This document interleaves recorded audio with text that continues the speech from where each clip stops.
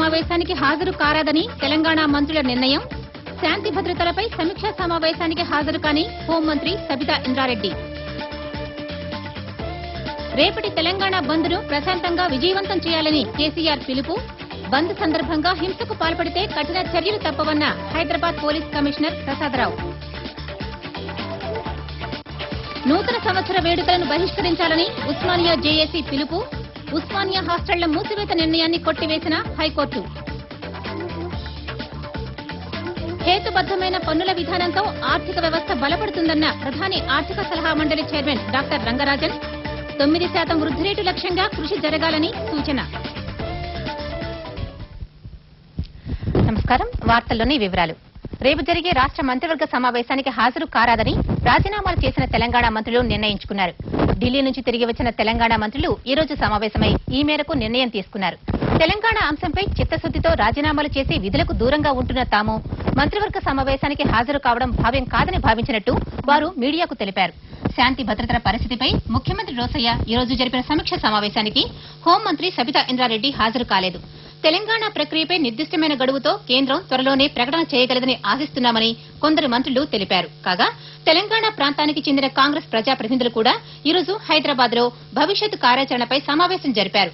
Parliament సభ్యులు, శాసనసభ్యులు, శాసనమండలి సభ్యులు, ఇతర ముఖ్య నేతలు ఈ సమావేశానికి హాజరయ్యారు.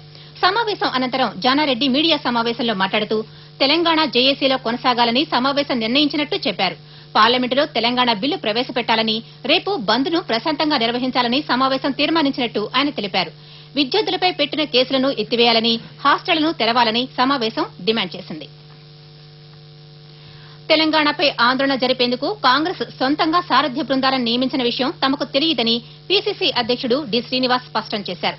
ఇలాంటి కమిటీలను ఏర్పాటు చేయడం సరికాదని ఆయన హైదరాబాద్ లో విలేకరుల సమావేశంలో అన్నారు. డి శ్రీనివాస్ ఈ రోజు గాంధీ భవన్ లో అన్ని జిల్లాల డీసీసీ అధ్యక్షులతో సమావేశం నిర్వహించారు. వచ్చే నెల 19, 20 తేదీల్లో సంస్థాగత ఎన్నికల ప్రక్రియను మొదలుపెట్టనున్నట్టు ఆయన చెప్పారు.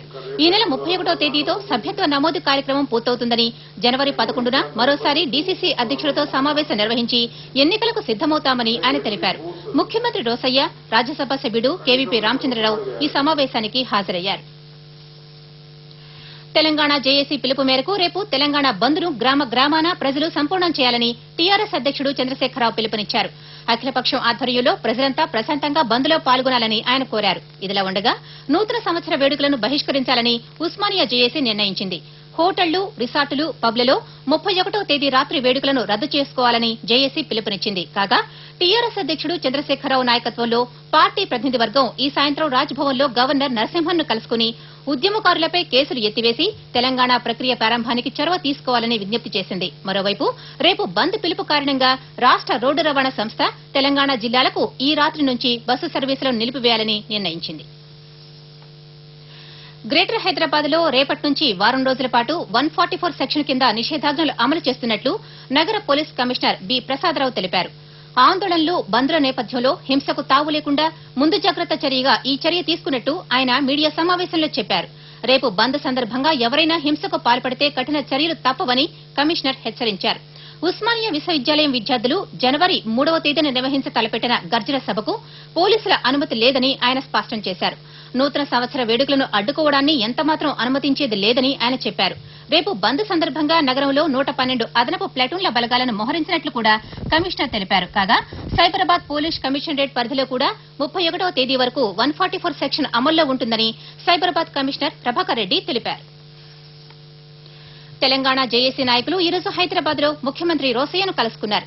ఉస్మానియా హాస్టల్ నుంచి విద్యార్థులను ఖాళీ చేయించవద్దని వారు ముఖ్యమంత్రిని కోరారు. తెలంగాణ ప్రాంతానికి చెందిన పలువురు పార్లమెంటు సభ్యులు కూడా ముఖ్యమంత్రి రోసయ్యను కలుసుకున్నారు. తెలంగాణకు మద్దతుగా జనవరి 3వ తేదీన తలపెట్టిన విద్యార్థి గర్జనకు అనుమతి ఇవ్వాలని కోరుతూ వారు ముఖ్యమంత్రికి వినతి పత్రాన్ని సమర్పించారు. విద్యార్థులపై పెట్టిన కేసులను ఎత్తివేయాలని కూడా వారు ముఖ్యమంత్రిని కోరారు. ముఖ్యమంత్రిని కలిసిన వారిలో గుత్తా సుఖేందర్ రెడ్డి, కోమటిరెడ్డి రాజగోపాల్, వివేక్, అంజన్ కుమార్ ఉన్నారు. పబ్లిక్ సర్వీస్ కమిషన్ రిక్రూట్మెంట్ నిలిపివేయాలని కూడా వారు కోరారు. ఇదిలా ఉండగా police director general Girish Kumar ముఖ్యమంత్రి రోసయ్యతో సమావేశం జరిపారు. రాష్ట్రంలో శాంతి భద్రతలు, ఉస్మానియా విశ్వవిద్యాలయం హాస్టళ్లను ఖాళీ చేయించే అంశంపై వారు చర్చించినట్టు తెలిసింది. తెలంగాణ జేఏసీ రేపు బంద్కు పిలుపునిచ్చిన నేపథ్యంలో చేపట్టవలసిన చర్యల గురించి కూడా వారు చర్చించారు. తెలంగాణకు చెందిన మంత్రులు తమ రాజీనామాలను ఆమోదింప చేసుకుంటేనే తెలంగాణ ఉద్యమంలో పురోగతి ఉంటుందని టీడీపీ నాయకుడు నాగం జనార్దన్ రెడ్డి అన్నారు.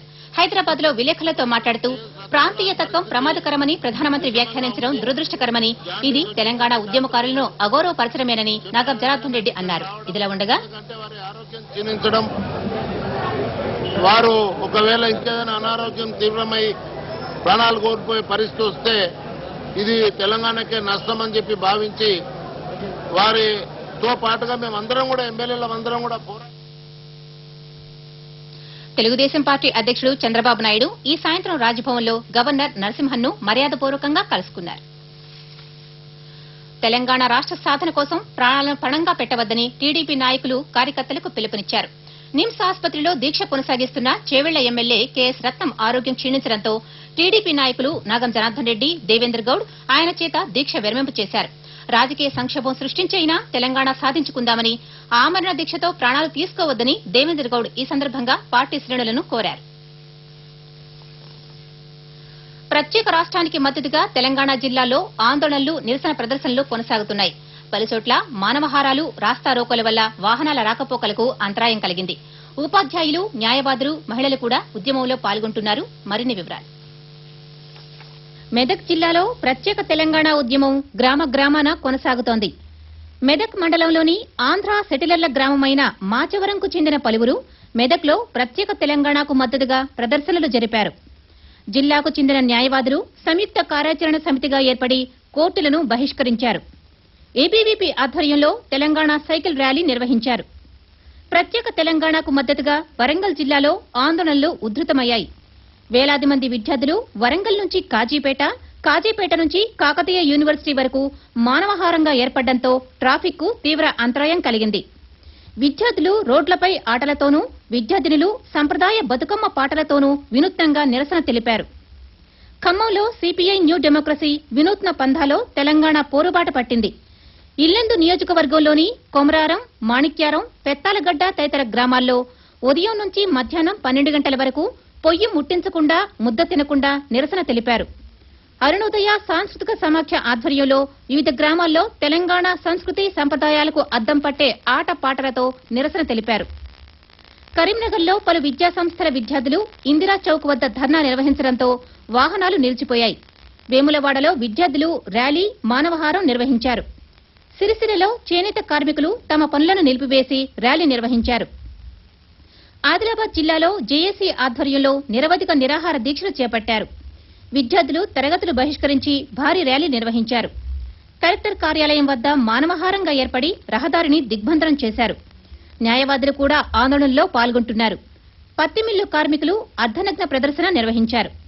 హైదరాబాద్ ఉస్మానియా విశ్వవిద్యాలయంలో అధ్యాపకులు ర్యాలీ నిర్వహించారు. రాష్ట్ర బీజేపీ అధ్యక్షుడు బండారు దత్తాత్రేయ ఓయూ క్యాంపస్ ను సందర్శించి విద్యార్థులకు సంఘీభావం తెలిపారు. Bureau report, Doordarshan news.